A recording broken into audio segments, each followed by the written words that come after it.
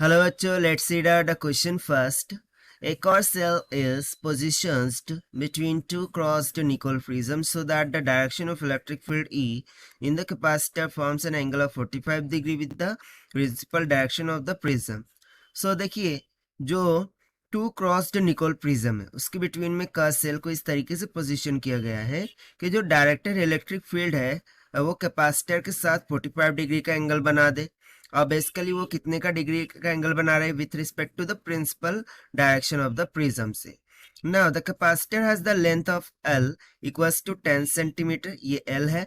सो वो लेंथ हमें दे रखी है 10 centimetre and is filled up with nitrobenzene. उससे किससे फिल किया गया है? नाइट्रोबेंजीन से। ना the light of wavelength lambda दे रखी है 0.50 micrometre passes through the system, taking into account that in this case the Kerr constant is equals to B, जो कि है 12.2 into 10⁻10 सेंटीमीटर पर वोल्ट का स्क्वायर। ठीक है, सो बेसिकली क्या दे रखा है? कर कांस्टेंट दे रखा है, ठीक है ना। So we have to find the minimum strength of electric field E in the capacitor at which the intensity of light that passes through this system is independent of rotation of the rear prism. So हमें उस minimum electric field intensity का मान ज्ञात करना है जिस पर जो इंटेंसिटी ऑफ लाइट पास कर रही होंगी सिस्टम पर वो इंडिपेंडेंट हो जाए rotation of the rear prism की। सो बेसिक सा क्वेश्चन है, चलिए स्टार्ट करते हैं सोल्यूशन से। But before of it, let's talk about the key concept which we are going to use here for this question. So यहाँ पर concept हम क्या लगाएंगे कि जैसे कि when a light is passing through the cursor, जो कि basically perpendicular component of electric field है, so वो acquire कर देगा एक तरीके का phase difference को, right? So वो जो phase difference है ना उसको हम denote करते हैं डेल्टा से और उसका फॉर्मूला सिंपली हो जाता है 2 pi by lambda into N E minus of N naught, जहाँ पर एन ई एन नॉट क्या है? Concentration of electron and holes बोल सकते हैं, और into L that is length of that capacitor, ठीक है ना। सो बस इसी कॉन्सेप्चुअल फॉर्मूले का हम यहाँ पर यूज कर लेना है। सो देखिए जैसे ही फेज डिफरेंस ये इक्वल हो जाएगा 90 डिग्री के, क्योंकि देखिए जो कर सेल है वो परपेंडिकुलर कंपोनेंट है किसके? With respect to the electric field.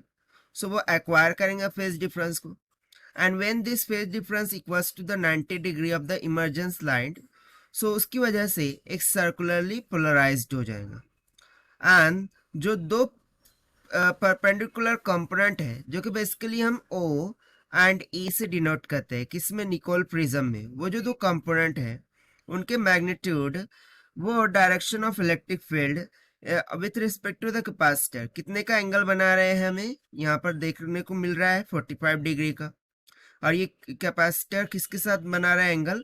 Principal direction of the Nicol prism. So इस केस में हम क्या बोल सकते हैं कि फॉर मिनिमम इलेक्ट्रिक फील्ड हमें क्या चाहिए? मिनिमम इलेक्ट्रिक फील्ड चाहिए।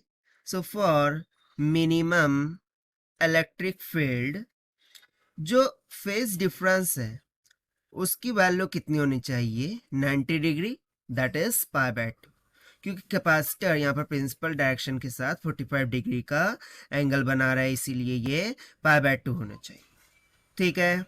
सो इसके अकॉर्डिंग यदि मैं फॉर्मूले में सब्स्टिट्यूट कर दूं यहाँ पर pi by 2, so this will be equals to क्या मिल जाएगा? 2 pi by lambda times of n E minus का n not times of L. So pi से पाई कैंसल, 2 2 ज़ा 4, सो मुझे n E minus of N not का value कितना मिल जाएगा? 4। एक्चुअली मैं n E minus n not calculate कर रहा हूँ, सो यहाँ से वो सिंपली आ जाएगा लैम्डा बाय 4L के इक्वल। इसे आप दे दीजिए equation number first. Now if you remember, so we know that कि जो कॉन्सेंट्रेशन का डिफरेंस है ये तो किसके इक्वल होगा? B times of lambda into the electric field के स्क्वायर के। इसे दे दीजिए आप इक्वेशन 2।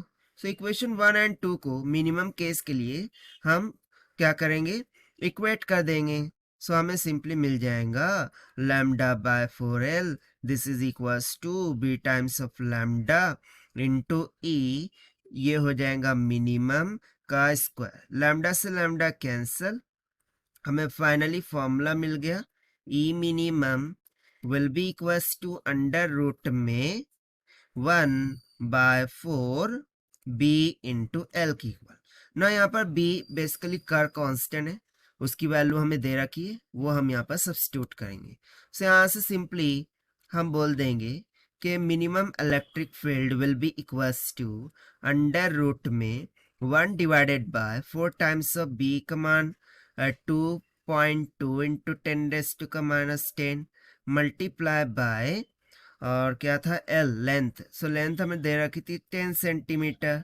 सो जब इसको सॉल्व करेंगे सो ये निकल के आ जाएगा अंडर रूट में 10⁻10 डिवाइडेड बाय 88।